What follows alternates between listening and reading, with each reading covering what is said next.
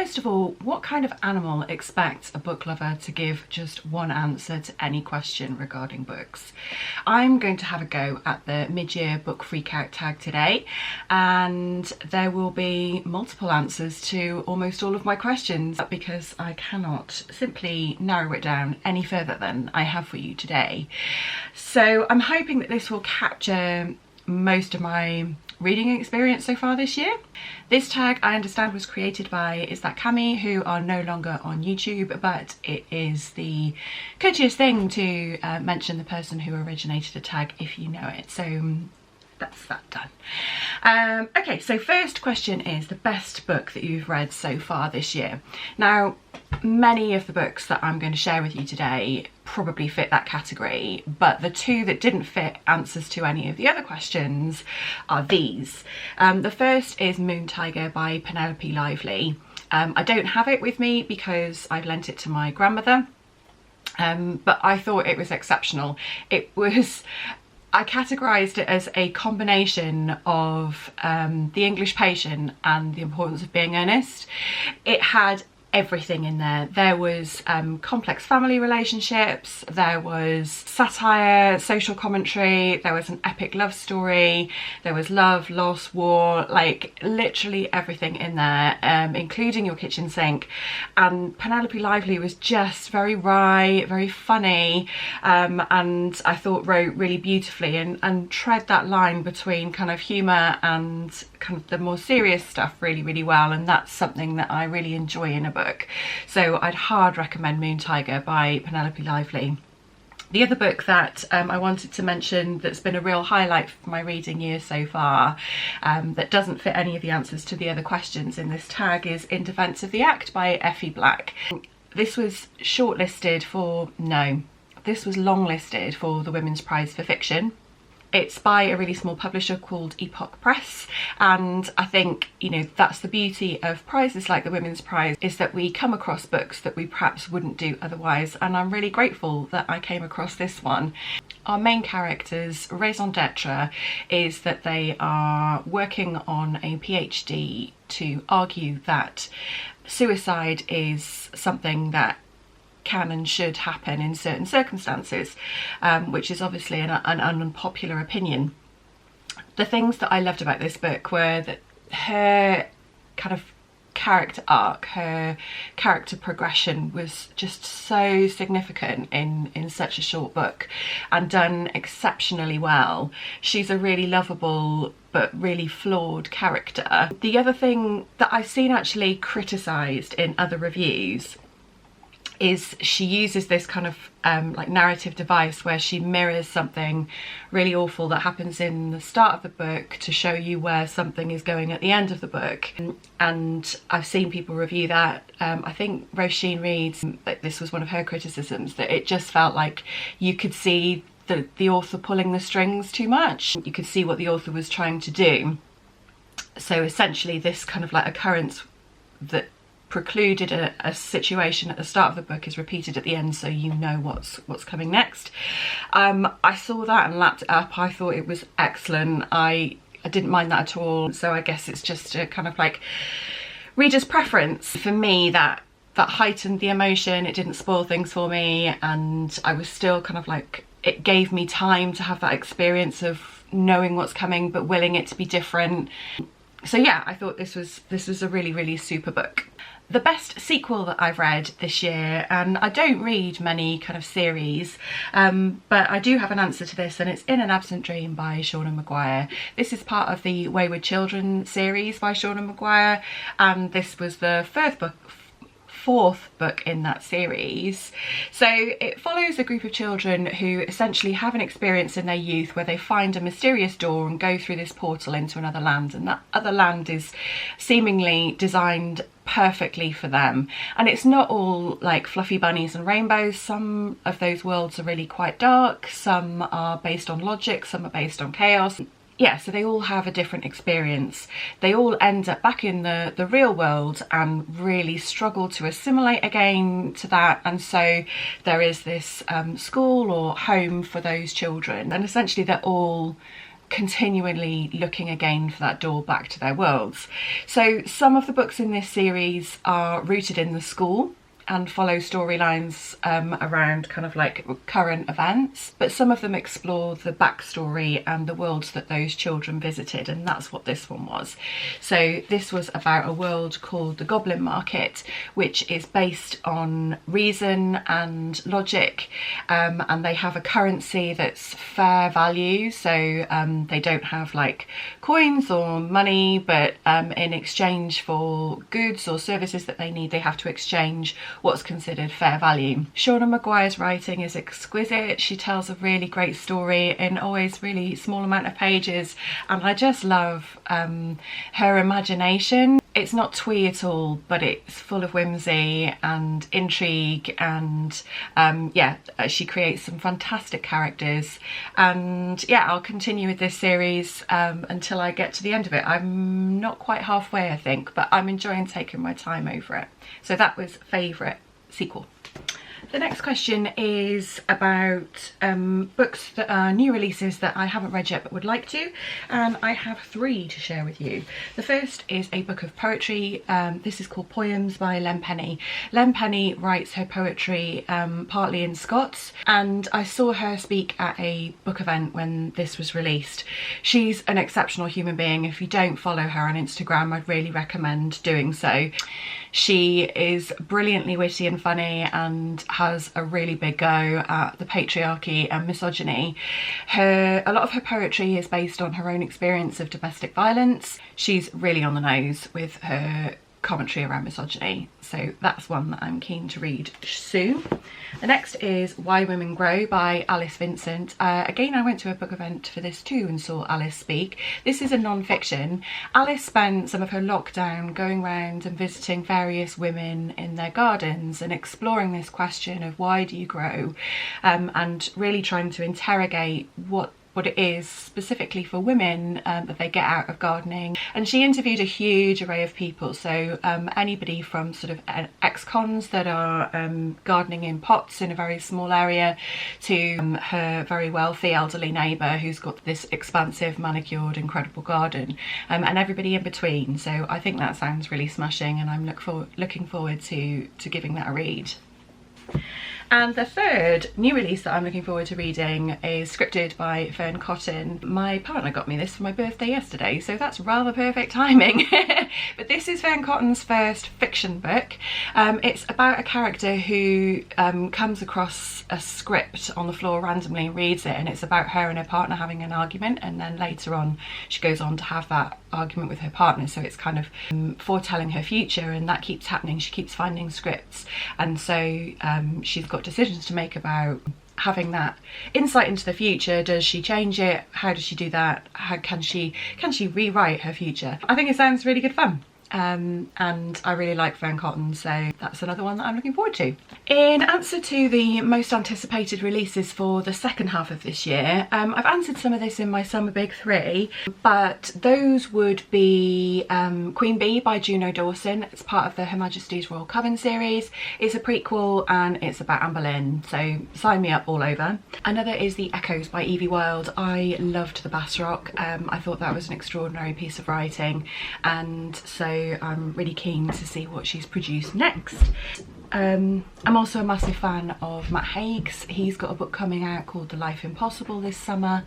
There's also a book called Lilith by Nikki Marmory coming out, which piqued my interest. I haven't read the blurb, but it sounds kind of gothic and dark and a bit of a good time. And Above Us the Sea by Anya Card is also on my wish list, and that's coming out shortly later on in the year. Okay, let's talk disappointments, and I have a few to share with you. The first is The Rivers of London by Ben Aronovich. I really wanted to love this. It's a series about a police detective in London, and he comes across a crime scene which results in him discovering that there's this secret branch of the Metropolitan Police in London that is dedicated to the supernatural and magic. And so he gets kind of like drawn into that special branch and is learning the ways, and he's interviewing the dead, and he's asking for help from the river goddess of the Thames, and they're chasing after vampires and all that good stuff. Doesn't it sound like a really, really good time? Unfortunately though, I found that reading this book was like being trapped in the head of a combination of a middle-aged white man and a teenage boy. There was a lot of casual racism, which is interesting because the main character is black. So for example, Nigerian women only have children to help with housework. There is also some abhorrent fat phobia in here, which is a massive no-no for me. But the final nail in the coffin for this was, I think, the numerous mentions of the main character seeing somebody else's boobs and getting an impromptu erection. I really don't need that in my books. So sadly, this wasn't for me, and I won't be continuing with this series. The next disappointment may have me run off the internet, and I've just got here, so please don't. But it's On Earth We're Briefly Gorgeous by Ocean Vuong. Don't get me wrong, I totally get why this is a beloved queer classic. Unfortunately for me, I found that it was a bit earnest. The narrative voice was a bit earnest, and the experiences that were shared in this, many of which were really tragic. We cover the Vietnam War, we cover issues of refugeeism, race, class and gender and sexuality discrimination. There's really a lot of really complex themes explored in here, but I just found it to be a bit one note. I prefer a bit more emotional light and shade in books exploring those kind of tricky topics, and I just didn't find it in this, unfortunately. So this wasn't for me, but I totally get why it's a beloved book for others. Please don't hate me. And other than that, in terms of disappointments, we read The Night Ship as part of one of our book club picks, and that didn't work for me. It's written in a dual timeline, and I just found that the current timeline was essentially just providing spoilers for the historic timeline, and again that was particularly bleak with not an awful lot of hope. So for me, that was an example of not all historical events need a fictional book about them. And my other disappointment was Restless Dolly Maunders by Kate Grenville. This was one that was shortlisted for the Women's Prize for Fiction. I read it when it was on the long list, and I have to say I was really surprised to see it on the shortlist. It really baffled me why somebody would write a book about their grandmother in that way. I didn't find Dolly a particularly nice, likeable or interesting character, actually, in any way, and really not in a good way. Like, you know, we love an unlikable, flawed protagonist, but she didn't even meet that for me.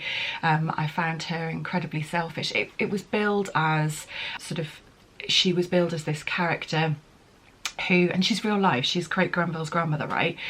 But she was billed as this person who really subverted the expectations of women of her time, and she did do that to an extent, but she did it for really selfish reasons. She wasn't, you know, kind of furthering any feminist causes. In fact, you know, there were a few instances where she could have done that, and she actually behaved misogynistically towards other women that she was interacting with, including her own daughter at times. I really couldn't get on board with that at all, and like I say, was really surprised to see that on the shortlist. My biggest surprise of this year was Clear by Caris Davis. I read this as part of a tandem read-along over a weekend. That ending, did not see that coming at all. So it's about a man who's going to a really remote Scottish island in the 1843 to essentially remove the man that's living there and move him on, because it's more cost effective for the landowner to just graze sheep there than have somebody living on it. But he is shipwrecked and so rescued by the man living there, and so when they meet each other for the first time, it's not clear what his intentions are.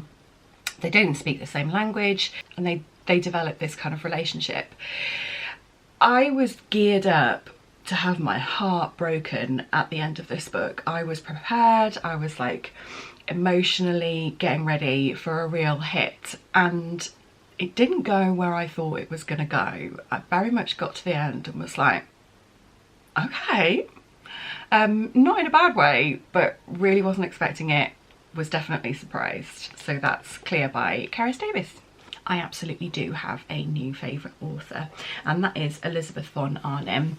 I read The Enchanted April because it was a book club pick earlier this year, and I thought this was okay. I enjoyed it. It was a nice time. It's a really lovely spring summer read about a group of women who go and rent a castle in Italy and kind of find themselves. It's really lovely, but I wasn't kind of like bowled over by it. But in reading this, I researched the author a little bit and discovered that she had written a memoir called All the Dogs of My Life, which is, as it sounds, a memoir based around all of the dogs that she's had in pets. And I was like, well, clearly that's written for me. And oh my god, was it?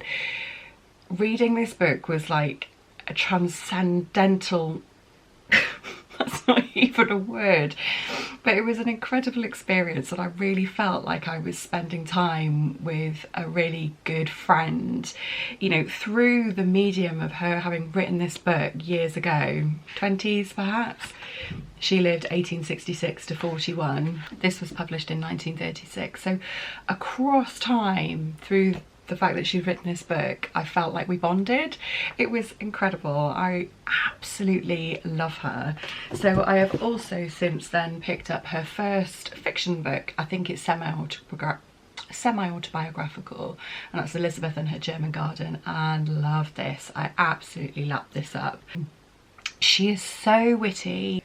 Her social commentary and observation is really, really on the nose, and she has this warm but incredibly dry humour, and she takes the piss out of herself too, not just the people around her. She's just brilliant. So as I said, this is semi-autobiographical, and she refers to her husband throughout this book, Elizabeth the character, as the man of wrath. He's never given a name. She's just superb. She has my whole heart, and I will definitely be reading more from her backlist. The next question is, do I have a fictional crush? And the answer to that is no, but I think I've made it perfectly clear that if I was to share a crush with you, it would be Elizabeth von Arnim. She is my latest obsession. Do I have a new favourite character? I've got 3 to share with you actually, and the first is a bit of a cheat. It's Marvellous Ways from A Year of Marvellous Ways. Marvellous Ways is a 89-year-old woman who lives in a hut by a creek. She goes naked swimming in her river, she drinks sloe gin, she chats a lot of shit, but she's incredible. And this young soldier kind of washes up on her shore one day, and they have this really healing, beautiful relationship. The blurb says it's about the magic in everyday life and the law of the sea, the healing powers of storytelling and sloe gin, love and death, and how we carry on when grief comes snapping at our heels. And yes, it is as beautiful as it sounds. Marvellous Ways is a fantastic character, and she's just a joy to read. I've read this twice now, and it's such a clever book. There are so many threads that Sarah Women sews through her plot, and she has a really clever way in this of wrapping them all up, and so many of them the first time I read it went over my head. I was just having a really lovely time with it. The second time I picked up on much more, but we discussed it in book club. That's why I did it as a reread, and there were loads of things that I'd missed that other people had, but again, it kind of didn't matter because I still just had a really lovely time with Marvellous and spending time with this book. So it's one that I can see myself rereading over and over and over again. The next favourite character is Mariam from Enter Ghost. So our main character is a Dutch Palestinian woman living in London who returns home to visit her sister in Palestine and gets kind of like wrapped up in this process of performing Hamlet in the West Bank. And Mariam is the director of that production. She is incredibly wry, she's very straight talking, kind of smoking, really matter of fact, single single mother, and I thought she was just a really interesting, really wonderful character. This is a really super book if you haven't got to it. Another one from the Women's Prize shortlist actually. If you haven't got to it yet, I'd really highly recommend it. And the last favourite character I've got to share with you is Carlisle from They're Going to Love You by Meg Howry. Carlisle is a character, one of those characters that I really kind of bonded with personally. She is kind of messy, she's got really good intentions, but she still manages to fuck up, and she struggles with a sense of belonging within her career, within her family, and she has a really interesting kind of like character arc throughout this book, because it plots 3 different timelines. It kind of shows some backstory from when she was younger. It shows her around her sort of 24 mark when something really pivotal happens to the plot of this book, and then it shows her kind of like a bit later on in her adulthood, which is kind of like your current day narrative. I just really connected with this character. Okay, a book that has made me cry so far this year. There have been a few, I have to say. The first I'll share with you is Freckles by Cecilia Ahern. I got that out from the library, and I distinctly remember that, like, the teardrop falling on the last page. I mean, if that's not, you know, a perfect way to kind of finish a book, I don't know what is. It's Cecilia Ahern just writes really beautiful stories, and in a way it's kind of emotionally manipulative, because you know that they're going to be warm-hearted but also a little bit tragic and sad. But yeah, really loved it, and found it very moving. A book that I was surprised to have got upset about, that I cried over, was A Fortunate Man by John Berger. I borrowed this from my father-in-law. It's about a rural GP and his practice in the 70s, maybe before that, and how at that time it was really important for GPs to kind of like know their community and to be part of their community, and how it's just a really different way of practicing medicine, or certainly general practice. The book itself isn't sad at all. It's a really interesting portrait of this GP that John Berger chose to write about.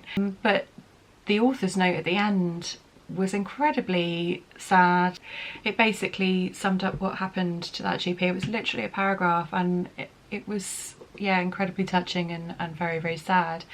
And the third book that's moved me to tears, okay, there's been more than 3, but the third book I'm going to share with you today is Hard by a Great Forest by Leo Vardiashvili.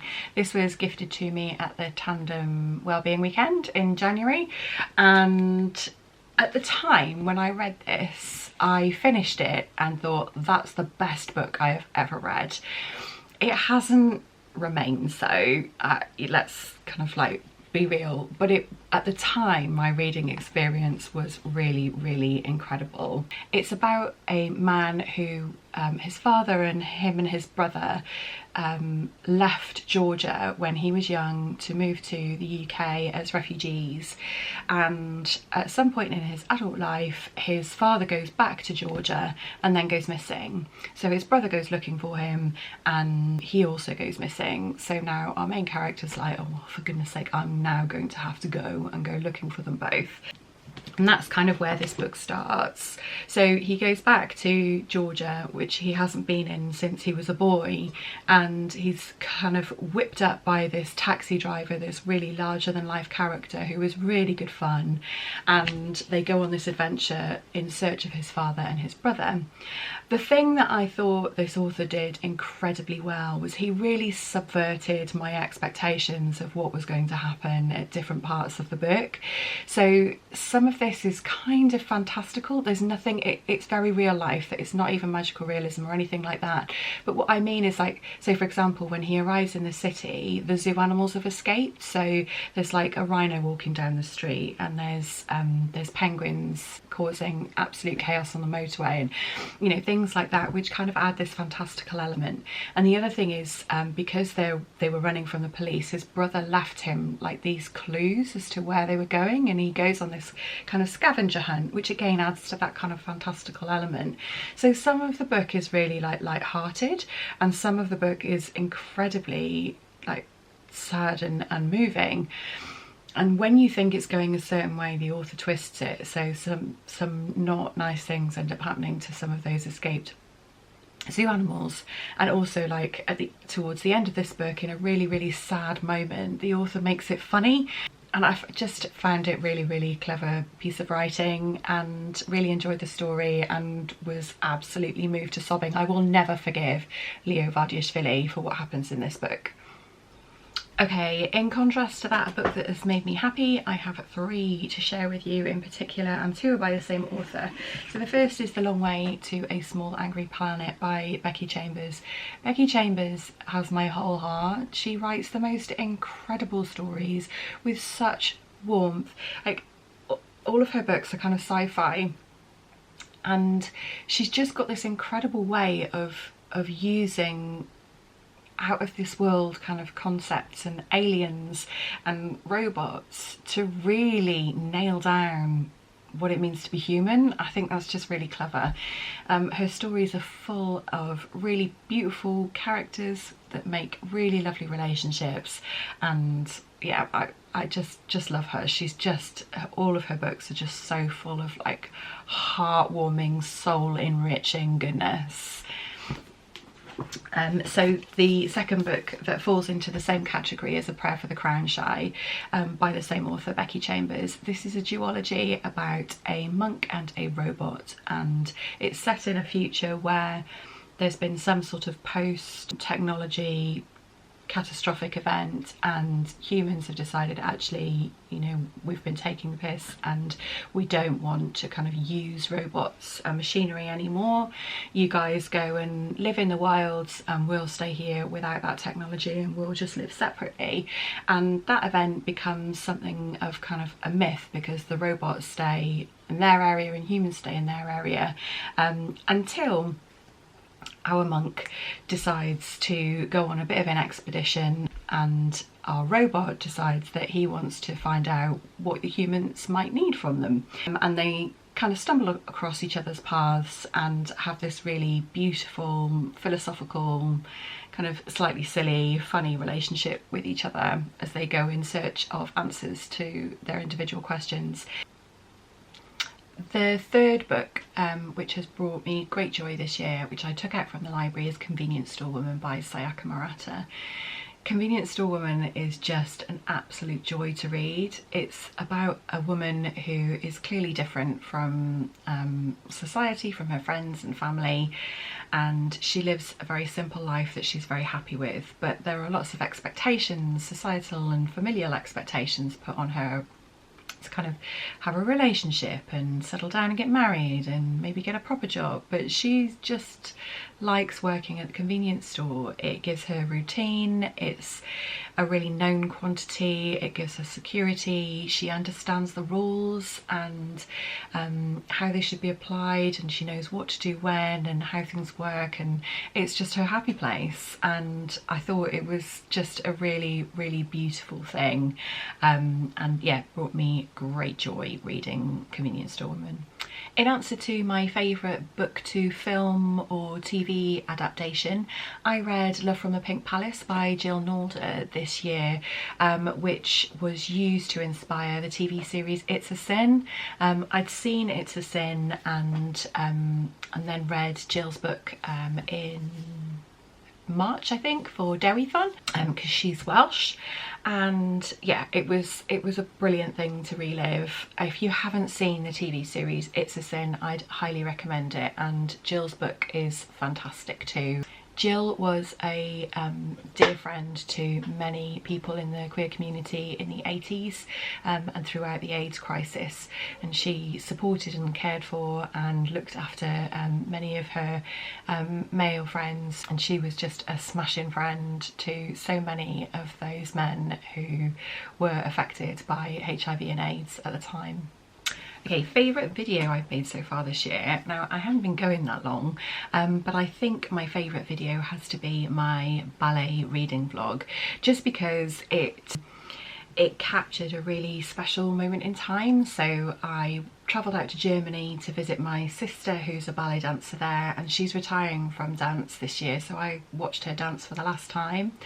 And also within a couple of days I then went to watch my brother, who's also a professional ballet dancer, dance the lead in Swan Lake in the Royal Albert Hall. So it was a magical few days, and I'm just really glad that I've got that video to document it. And my favourite book to come out of that vlog was Dances by Nicole Cuffey. This is incredibly beautiful. It's about a black ballet dancer in New York who's in the corps de ballet, and it plots a kind of year in her life where she's rising to stardom as a soloist. It's also about her family and how her mother didn't support her ballet career when she was younger. Her older brother did. He took her to classes, he paid for them, and in the present day he's missing, and so she kind of goes off looking for him, and it's about her kind of like rise to stardom alongside her exploration and coming to terms with the fact that she doesn't have that really key person in her life anymore. It was really, really beautifully done, and I'd really recommend reading this. I think the most beautiful book that I have acquired or purchased this year is Starfish Blossoms by Samantha Rambidza Zaher. I met Samantha at a market in town actually. She runs part of Carnelian Heart Publishing. This publishing house champions authors from Zimbabwe in particular. I think this cover is stunning. She said her friend from Bristol designed it for her. I just really love this pink green colourway at the moment. That's very much tickling my fancy. So yeah, I think that's beautiful. In terms of books I need to read before the end of the year, I don't know that there's anything that I need to read before the end of the year. I don't currently have any books from publishers that I've got any commitment to read. I guess I could tell you that the next book that we're reading for, I go to 2 book clubs, and the next books that we're reading for those are, what are they? Oh, The Measure by Nikki Ehrlich, which I suggested and I'm very excited about. I think I saw that first on Books and Lala. So yeah, really excited to kind of read that next month with book club number 1, and book club number 2 is reading Eye for an Eye by MJ Arledge. Not usually my cup of tea or genre, but that's the beauty of book clubs, that you get to read things that you wouldn't necessarily choose for yourself. Oh, that's it. We did it. We did the mid-year book freakout tag. I have this enormous stack of books next to me. Hold please. Look at that, smashing. I am absolutely not going to try and pick that up. But I hope you found something that's piqued your interest in amongst these. If you have, let me know which one in the comments below. Thanks very much for watching. Thanks for being here. I really appreciate your time. If you have a YouTube channel and you haven't done this, please do. I find tagging people really awkward. So if you'd like to do it, crack on, because that's essentially what I've done. And if you do, I'd love to see your videos, so do tag me in them, so that I've just said don't tag me, do tag me. Do what you want. See you next time.